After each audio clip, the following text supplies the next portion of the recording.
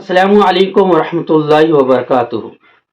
محترم ناظرین کرام، میں آج آپ کو صحابہ کے مقام کے تعلق سے کچھ عرض کرنا چاہتا ہوں کہ صحابہ کا مقام و مرتبہ کیا ہے۔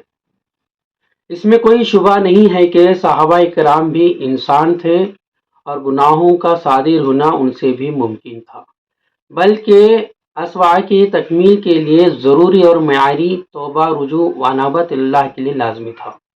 جن صحابہ سے گناہوں کا صدور ہوا، پھر ان پر جو خلش اور اپنے کیے ہوئے پر ندامت ہوئی، وہ صرف انہی کا حصہ ہے۔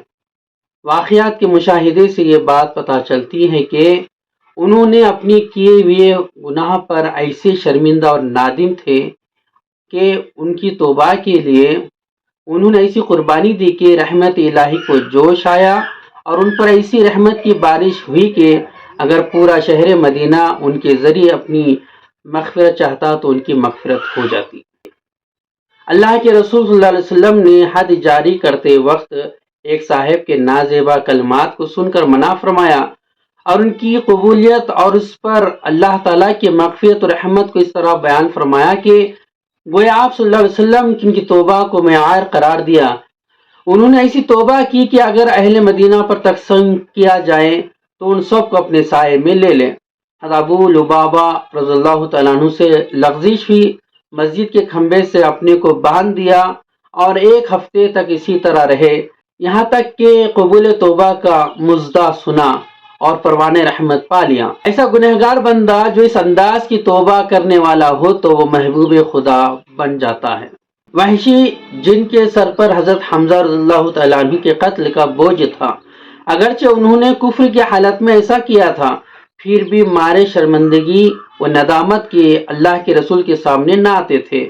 وہ بوجھ اس وقت اترا جب انہوں نے مسیلمہ کذاب کو، جو دشمن خدا و رسول تھا، یعنی خدا و رسول کا دشمن تھا، اس کو قتل کیا اور مسلمانوں کو بڑے امتحان سے بچا لیا۔ نہ جانے کتنے واقعات ہیں جن سے پتہ چلتا ہے کہ صحابہ سے لغزشیں ہوئیں، لیکن ان پر انہوں نے ندامت کیسے آنسو بہائے اور اس کے کفارے کے لیے ایسے مجاہدات کیے کہ قیامت تک امت کے لیے نمونہ چھوڑ گئے۔ ہمارا حال یہ ہے کہ گناہوں سے آلودہ ہیں، گناہ پر گناہ کرتے ہیں، دن رات گناہوں میں پڑے رہتے ہیں، توبہ کی بھی توفیق نہیں ہوتی، اگر ہوئی بھی تو صرف زبانی ہی توبہ کرتے ہیں، دل پر اس کا اثر، دل میں خیال نہیں ہوتا، مگر وہ دل میں خیال ہوتا ہے کہ ہم گناہ کریں، گناہ کا شوق پیدا رہتا ہے، پھر زبان سے ہم توبہ کر لیتے ہیں۔ یہ ہماری کیفیت، اس پر ترہ یہ کہ اپنے گناہوں کا جواز پیدا کرنے کی تلاش میں رہتے ہیں۔ بعض تو کہنے لگتے ہیں کہ صحابہ بھی تو گناہ کرتے تھے، ہم کریں تو کیا، وہ تو خیر کا زمانہ تھا، جب بھی گناہ ہوتے تھے تو شر و فساد کا زمانہ ہے۔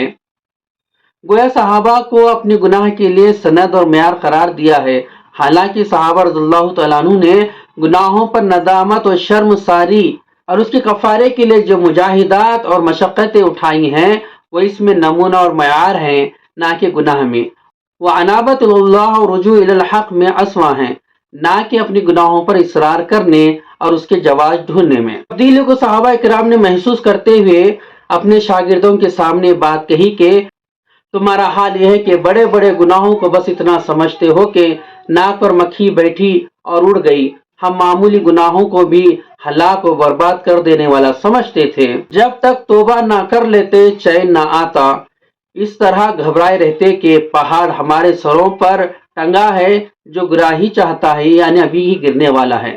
تو لہٰذا ہم سے جب کبھی بھی گناہ ہو جائیں تو جلد سے جلد گناہ سے ندامت، شرمندگی اختیار کرتے ہوئے گناہوں سے توبہ کرنا چاہیے۔ نہ جانے موت کب آ جائے اور ہم ایسے ہی بغیر توبہ ہی اس دنیا سے چلے جائیں۔